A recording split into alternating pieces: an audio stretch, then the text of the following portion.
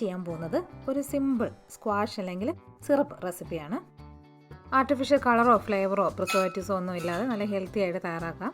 കുറച്ച് ഒന്നിച്ച് തയ്യാറാക്കി ഫ്രിഡ്ജിൽ വെച്ച് കഴിഞ്ഞാൽ ആവശ്യത്തിനനുസരിച്ചിട്ട് ഡൈലൂട്ട് ചെയ്ത് ജ്യൂസാക്കി കുടിക്കാം.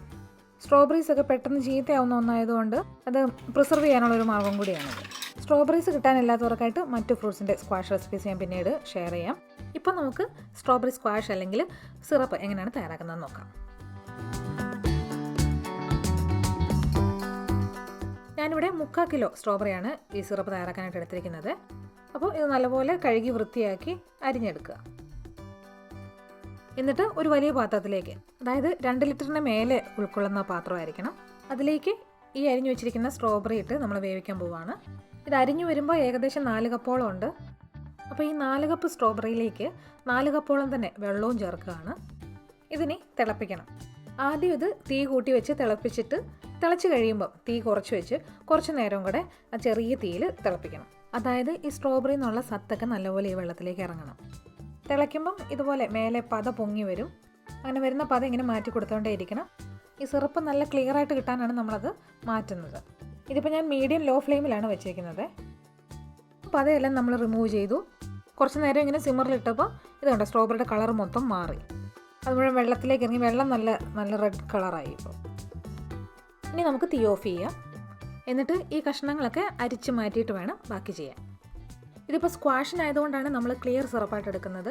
അല്ലാതെ പാൻകേക്കിൻ്റെ കൂടെയൊക്കെ ആണെന്നുണ്ടെങ്കിൽ ചങ്കി ആയിട്ടുള്ള സിറപ്പ് തയ്യാറാക്കാൻ പറ്റും.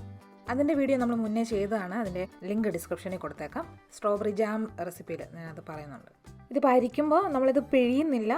പിഴിഞ്ഞാൽ സിറപ്പ് ക്ലിയർ ആകാതെ കുറച്ച് ക്ലൗഡി ആയിട്ടിരിക്കും. അപ്പം ഈ അരിച്ചെടുത്തതിലേക്ക് നമ്മൾ 1.5 കപ്പ് പഞ്ചസാര ചേർക്കുകയാണ്. പഞ്ചസാര ചേർത്തിട്ട് അത് അലിയുന്നിടം വരെ ഒന്ന് ചെറുതായിട്ട് തിളപ്പിക്കണം. അന്നേരം ഈ പറഞ്ഞ പോലെ പത വല്ലതും പൊങ്ങുവാണെന്നുണ്ടെങ്കിൽ അത് ഒന്ന് സ്പൂൺ കൊണ്ടൊന്ന് വടിച്ചു മാറ്റിയേക്കണം. ഇതിലേക്ക് കുറച്ചുകൂടി ഫ്ലേവറിനായിട്ട് ഞാൻ പുതിനയിലയും കൂടെ ചേർക്കുന്നുണ്ട്. 12 വലിയ ഇലയാണ് എടുത്തിരിക്കുന്നത്. ഈ പുതിനയുടെയും സ്ട്രോബെറിയുടെയും കോമ്പിനേഷൻ നല്ല സൂപ്പർ ടേസ്റ്റാണ്. അപ്പോൾ ഈ പുതിനയും കൂടെ ചേർത്ത് തിളപ്പിച്ച് കഴിഞ്ഞാൽ നമുക്ക് തീ ഓഫ് ചെയ്യാം. നൂൽപ്പരുവ് ആകേണ്ട കാര്യമൊന്നുമില്ല. സ്ക്വാഷായിട്ട് ഉപയോഗിക്കാൻ ഈ ഒരു കണക്ക് മതി. അല്ല പാൻകേക്കിൻ്റെ കൂടെ ഉപയോഗിക്കണമെന്നുണ്ടെങ്കിൽ കുറച്ചുകൂടി തിക്കാക്കി എടുക്കണമെന്നുണ്ടെങ്കിൽ കൂടുതൽ നേരം കുക്ക് ചെയ്യണം. പക്ഷേ ഞാൻ നേരത്തെ പറഞ്ഞ പോലെ ചങ്കി സിറപ്പാണ് പാൻകേക്കിനൊന്നുകൂടെ നല്ലത്. അതാകുമ്പം ഒത്തിരി മെനക്കേടും വരില്ല. നല്ലപോലെ തിളച്ചു. ഇപ്പോൾ ഈ സിറപ്പിന് പുതിനയുടെ ഒരു നല്ല ഫ്ലേവർ വന്നിട്ടുണ്ട്. ഇനി തീ ഓഫ് ചെയ്തിട്ട് ഈ ഇലയൊക്കെ ഒന്ന് വാരി മാറ്റാം. കൃത്രിമമായിട്ടൊന്നും ചേർക്കാതെ തന്നെ നല്ല ടേസ്റ്റി ആയിട്ടുള്ള കളർഫുൾ ഡ്രിങ്ക് ഇതിൽ നിന്ന് തയ്യാറാക്കാൻ പറ്റും. ഈ കളർ കാണുമ്പോൾ തന്നെ കുടിക്കാൻ തോന്നും. അപ്പോൾ നമ്മുടെ സ്ട്രോബെറി സിറപ്പ് അല്ലെങ്കിൽ സ്ക്വാഷ് റെഡി ആയിട്ടുണ്ട്. ആറിയതിന് ശേഷം ബോട്ടിലാക്കി ഫ്രിഡ്ജിൽ സൂക്ഷിക്കാം. ആവശ്യാനുസരണം ഡൈലൂട്ട് ചെയ്ത് ഉപയോഗിക്കാം. അപ്പോൾ ഞാൻ ഉപയോഗിക്കുന്ന കണക്കെന്ന് പറഞ്ഞാൽ 1/4 കപ്പ് സിറപ്പിന് 3/4 കപ്പ് വെള്ളം എന്ന കണക്കിനാണ്. വെള്ളത്തിന് പകരം സോഡ ചേർത്താൽ കുറച്ചുകൂടി അടിപൊളിയായിരിക്കും.